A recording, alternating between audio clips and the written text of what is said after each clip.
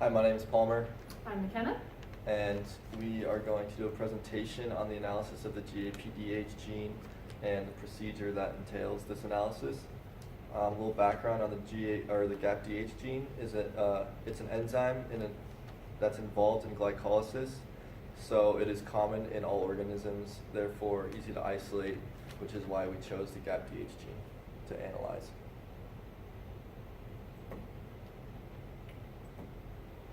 So the first step of this 6-week-long experiment was plant homogenation, and this is where we collected a carrot and chard plant, and we ground each sample and ground them enough so they were homogeneous, and then we added a lysis buffer which caused disruption in the cell membranes, and this caused the DNA to become more accessible.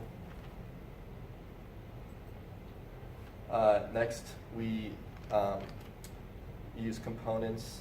Our components were centrifuged using a silica column to collect the DNA, and then we washed DNA twice with a wash buffer, and then eluted the DNA using a DNase-free water. So after this, we were able to move on to the PCR, which stands for polymerase chain reaction, and this involves denaturation, annealing, and extension. So denaturation is the breaking of hydrogen bonds. Annealing is when primers bind to the GAPDH gene, and then extension is where the DNA extends past these primers. So nested PCR is similar to PCR, except for it involves 2 individual rounds of PCR to increase the specificity of the amplicon. And to analyze our results, we use aggregose gel electrophoresis for both PCR and nested PCR. So our PCR round 1, the first step was to prepare a master mix for 5 PCR reactions. This master mix contains Taq polymerase, DNTPs, a buffer, and salt. DNTPs are just individual nucleotides that are added to each target DNA. And then we also added primers, or initial primers. And after the master mix and initial primers and water was added to each tube, they were placed in a thermal cycler for the PCR reaction to be run. So this in the thermal cycler, there was initial denature, which is at 95 degrees Celsius for 5 minutes, and then 40 cycles of denaturation, annealing, and extension. Denaturation runs at 95 degrees Celsius, annealing at 52 degrees Celsius, and extension for 72 degrees Celsius. And then the final extension runs for 6 minutes at 72 degrees Celsius, and then there is a 4 degrees Celsius hold until these samples are stored in the freezer. So we stored these samples in the freezer and then came back a week later and created a 1% aggregose gel, allowing us for us to put the samples into this gel to run electrophoresis. So these are our results for the round 1 of PCR. On the left is the DNA ladder, and from left to right is the native control, PGAP, Arabidopsis, and chard in the carrot. And after analyzing these results, we came up with the conclusion that the native control did not generate a PCR product, which means the native control had done what it's supposed to do, which means it shows that there were no outside contaminations. The PGAP plasmid generated a PCR product, and the size of the DNA band was 1,000 base pair. This means the PGAP was successfully amplified. The gDNA also generated a PCR product, and the size of the DNA band was 1,200 base pairs. This means the gDNA was also successfully amplified. In the first round of PCR, we did not notice amplification in the chard or carrot, which means the experiment failed to generate plant DNA.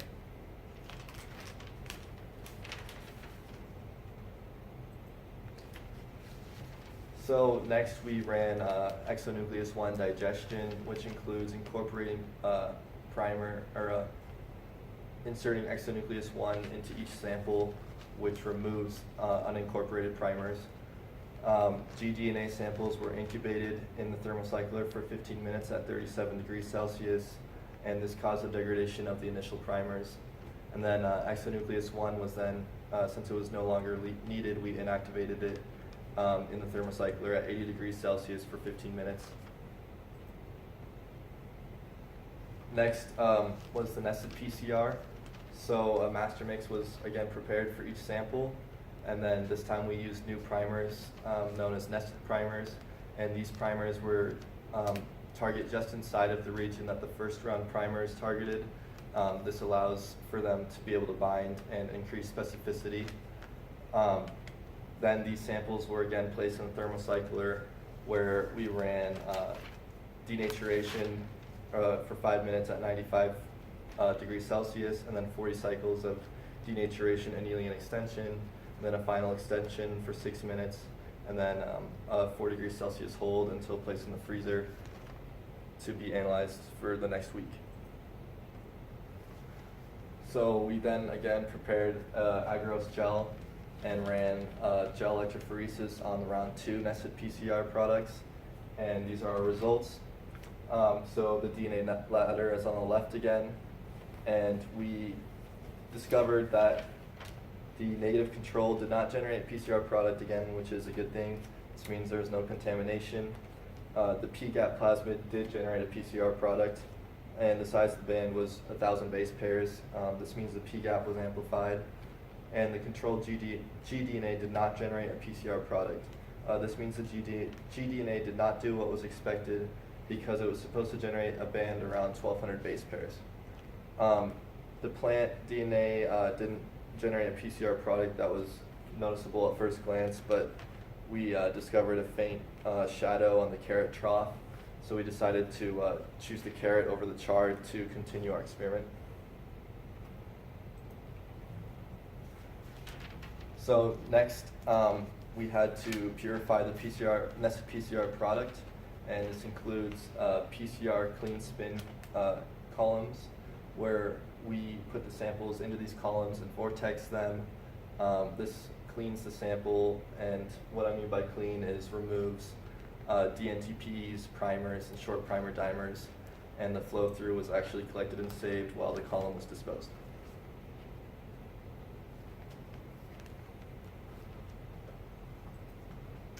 So our next step in this process was to actually ligate this amplicon that we had created during PCR. We were going to take that and we were going to insert it into a vector backbone. So what this vector backbone contains within inside of it is an ampicillin resistance gene.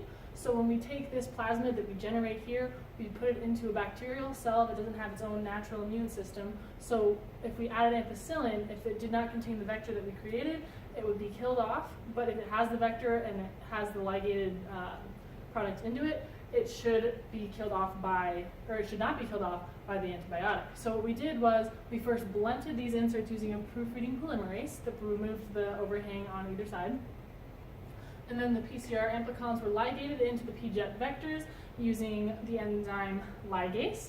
And that solution was used in the following procedure, which was heat shock transformation of competent bacterial E. coli cells. So those E. coli cells have been incubated at 37 degrees Celsius for about 20 to 40 minutes prior to this procedure. Before that, they were on ice. After they were incubated, we heat shocked them. So when we heat shocked them, what we did was, after we had added ligation mixture to the cell tubes, we put those cell tubes inside of 70 degrees Celsius water bath. That water bath should have heated up those cells to the point where they should have opened up certain pores within their cell membranes, which would allow those plasmids to enter through the pores. And then we quickly took those outside of the heat shock bath and returned it to ice so that those pores would close up, and we should have that plasmid insert inside those cells. 5 microliters of those cells were then spread on an agar plate that contained ampicillin so that it would kill those cells that had not taken up the cell or the plasmid during cell transformation. So as you can see here, these were our plates that we retrieved after a week. And so when we poured those on, we used an inoculated loop to actually spread those cells out until we actually could get individual colonies that grew from individual cells. So 4 of those colonies were picked, and they were placed in LB agar media, and that media actually also had ampicillin in it, so if there were any cells that had accidentally grown up without the plasmid inside of it, those should have been killed off once again. So there were no non-specific cells within these media tubes. So then we took each of those 4 samples and we purified the plasmid DNA, which was a very similar process to the original genomic plant DNA purification in the first week. So what we did was we disrupted those cells, the cell walls with a lysis buffer. The lysate containing all the components of the cell was run through a silica column to isolate the DNA, washed again, centrifuged again to get rid of all the other components, and then the DNA itself was eluted using an elution solution. So following that, we did a restriction digest of that purified plasmid. So we used the restriction digest BGL2, which was used to cleave the plasmid that had been recently purified. BGL2 recognizes the following sequence, A, G, A, T, C, T, so it cleaves between that first A and G. And actually, the plasmid that or the vector that we used had 2 of those BGL2 sites, what's called the multiple cloning site, so that our insert should have been within those 2 different sites, and once they're cleaved with the BGL2, it should separate the vector backbone from the actual insert, which is why we have 2 different bands in this gel electrophoresis. So what we have here is a DNA ladder. On the top over here we have our vector backbone, and this streaking we see here is what we believe to be our insert. So we thought it was successful. So we ended up using colonies 1 and 4 here. Colony 2, which was also successful, was given to another group in our class that did not have a successful restriction digest. So following that, we wanted to sequence the DNA that we had just grown up in those cells. So what we used was a Sanger sequencing protocol. Sanger sequencing involves using dideoxynucleotides in a small concentration that have also been tagged with a fluorescent protein, so that by the time they are actually added into this, the extended product using the same PCR protocol, they actually don't contain that 3' hydroxyl group. So when those dideoxynucleotides are added in, it effectively halts that entire extension process. So as they are run out on a capillary electrophoresis, you can actually tell based on the fluorescence and color of whichever base you was added on last, the sequence of the DNA. So that capillary electrophoresis is run out, all the DNA strands are run out based on size, and here you can see some of our Sanger sequencing results. So it all looked very clean up to this point. All of the Q levels were above the requisite 30, and so we thought we had a really good product, until we did a blast nucleotide search and found out that our DNA was most like a suicide vector, which would normally kill off the host cell if it did not take up an actual insert, which means that we only had vector backbone that was sequenced using the sequencing primers that had been included when we sent those off to the bioinformatics company. So we likely did not even have a DNA insert when we actually transformed those cells, or transformed the plasmids into those cells. So when we looked back on our entire process throughout the semester, we came up with a few ideas of what might have gone wrong, why we didn't have DNA at the very end.